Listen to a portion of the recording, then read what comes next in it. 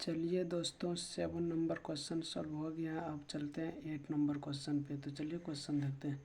सिद्ध कीजिए कि a इज इक्वल टू 1 2 3 4 5 में relation a, b such dash a minus b mod सम है द्वारा प्रदत्त संबंध r का तुल्यता संबंध है। प्रमाणित कीजिए कि 1 3 5 के सभी अवयव एक दूसरों से संबंधित हैं और समुच्चय 2,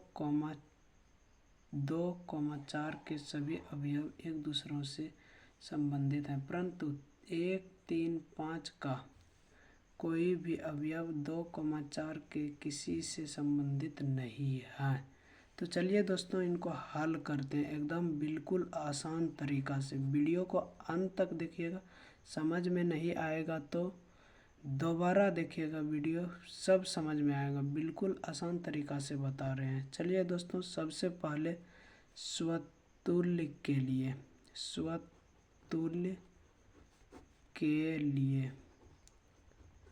स्वतुल्य के लिए पहले इसलिए कर रहे हैं क्योंकि यहाँ पे बोला गया है तुल्यता संबंध है। तो तुल्यता संबंध प्रूव्ड के लिए स्वतुल्य, सममित, संक्रामक तीनों होना अनिवार्य है।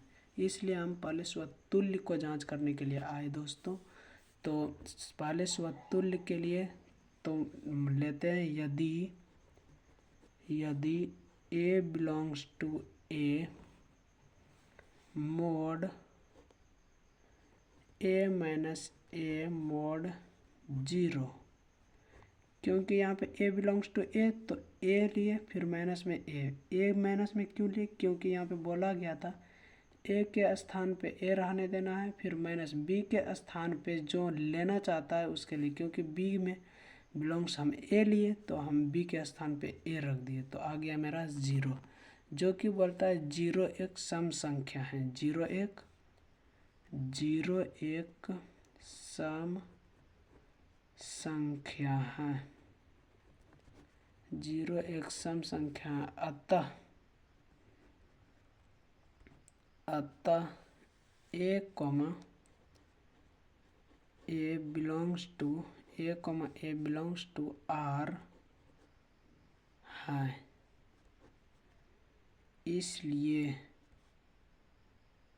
यह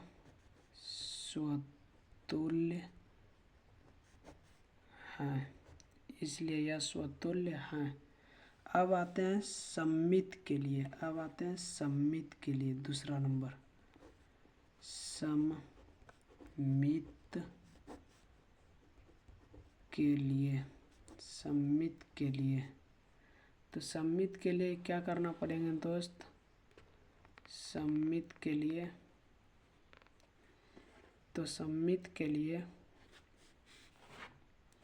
यहाँ पे पहले a, b belongs to a लिए।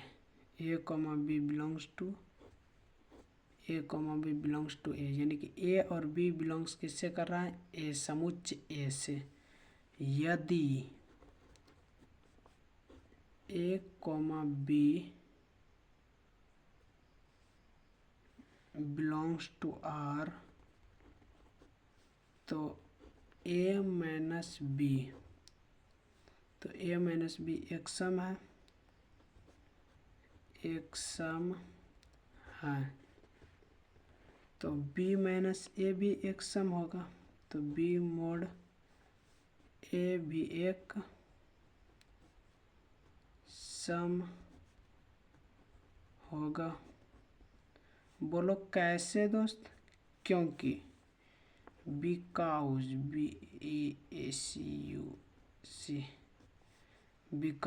माइनस कॉमन ले लेते हैं और b माइनस में a, तो e तो हुआ ना, क्योंकि माइनस b यहाँ पे था, फिर माइनस माइनस प्लस, तो यानी कि यहाँ पे हम माइनस कॉमन ले लिए इस चीज़ को, तो e तो एक सम संख्या बन गया दोस्त।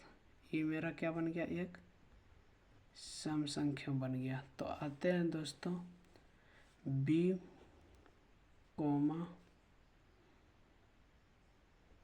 A belongs to R, A B belongs to A, अतः यह सममित है, सममित है, अतः यह सममित है, अतः यह सममित है। तो आते हैं दोस्त इसके बाद संक्रामक पे, संक्रामक के लिए तीसरा नंबर संक्रामक के लिए। संक्रामक में क्या करना पड़ेंगे, मानते हैं पहले। माना A, B, C belongs to A, A, B belongs to A। फिर माना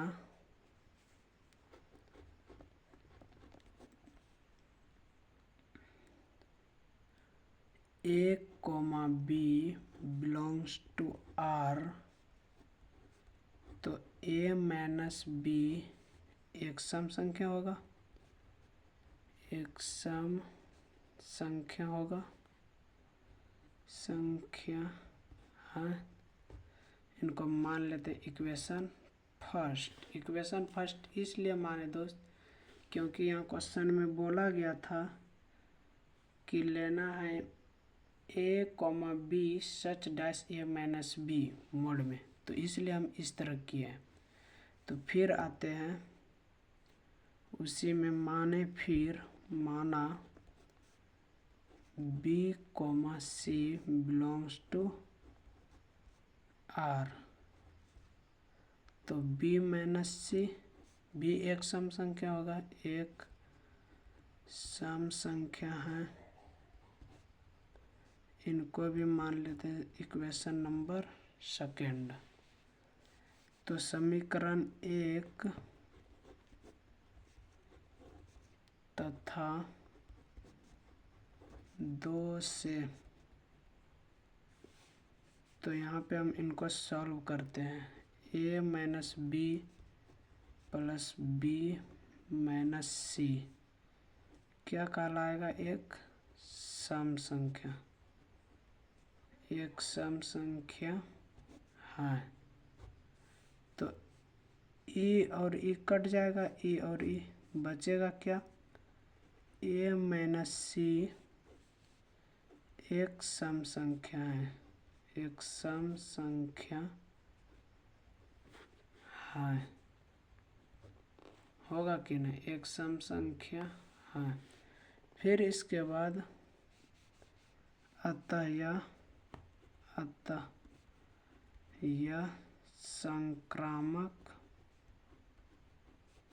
संक्रामक भी है, अतः यह संक्रामक भी है। अतः हम जानते हैं कि इतना दूर तक भी दोस्त आंसर लिख सकता है और ये भी पता होगा कि सममित, स्वतुल्य और संक्रामक तीनों मिलके स्वतुल्य बनते हैं। क्या बनते हैं, तुल्यता संबंध बनते हैं, जो कि तुल्यता संबंध हम बना चुके हैं। तो दोस्तों अगर वीडियो पसंद आए होंगे तो लाइक सब्सक्राइब ज़रूर करें और दोस्तों को भी शेयर करें, और ताकि आपको वीडियो हमेशा नोटिफिकेशन आते रहें। Thank you.